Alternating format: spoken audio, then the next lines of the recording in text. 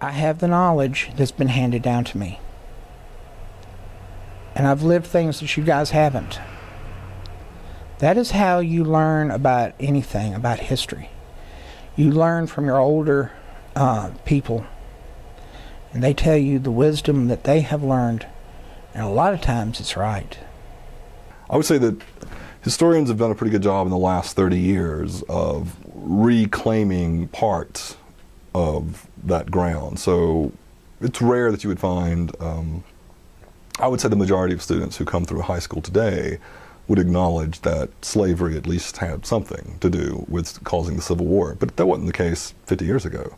You know, if you went to high school in Georgia in 1960, you know, slavery had absolutely nothing to do with the Civil War, and you were an idiot for even referring to it. You know, so you know, that was just a northern liberal conspiracy, had nothing to do with it. You know, now we live in a bit of a different age, post-civil rights movement and all that, and we realize that, yeah, you know, when you boil it down to it, that slavery did have a lot to do with the Civil War. The war was fought over states' rights. The right to determine our own course. One of the reasons that the war was fought for was the federal government was trying to increase taxes upon the South.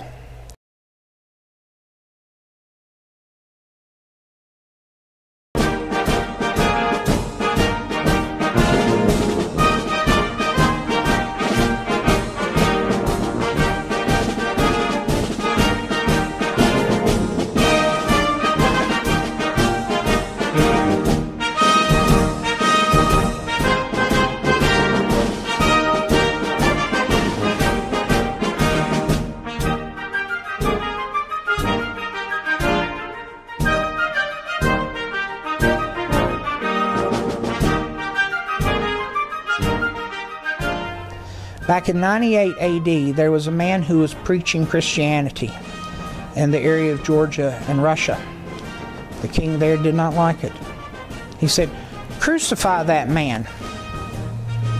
And he said, "I'm not worthy to put on a cross like my Savior. Put me on an X." He said, "Fine, put him on an X." He said, "Nail him." He said, "I'm not worthy to be nailed like my Savior." He said, "Tie me." So he tied him. The man knew that tying him would be more lingering and suffering. And he stayed on the cross for 3 days, preaching Christianity and converting thousands. The people went to the king and said, "Can't you see what good this man is doing? Chop him down." He said, "Fine, chop him down."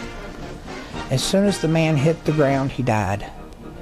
He was 98 years of age. In Greek and Latin, an X stands for CH, for Christ. The Scottish and the Irish and the English put that in their flag to remind them of their Christian heritage.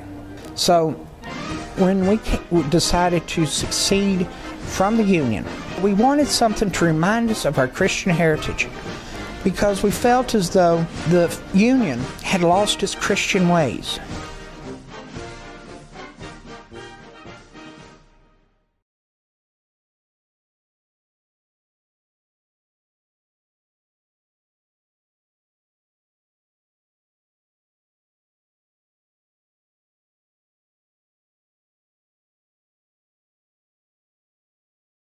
I would say it's very much a Southern thing. I think there's an aspect of Southern pride and holding on to an ideal that people might get out of it, but I do feel like it's not a good symbol to reuse in that way.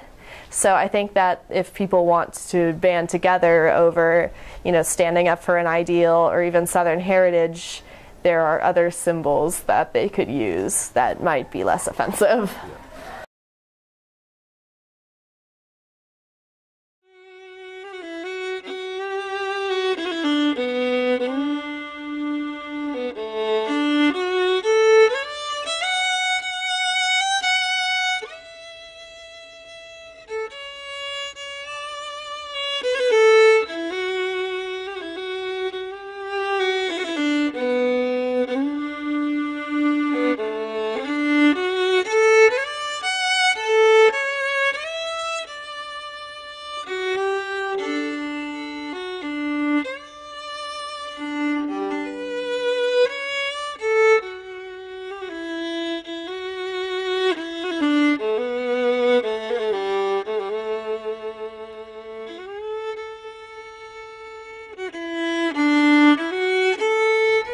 is caused by man. It is God who is supposed to give us the grace to overcome and to forgive.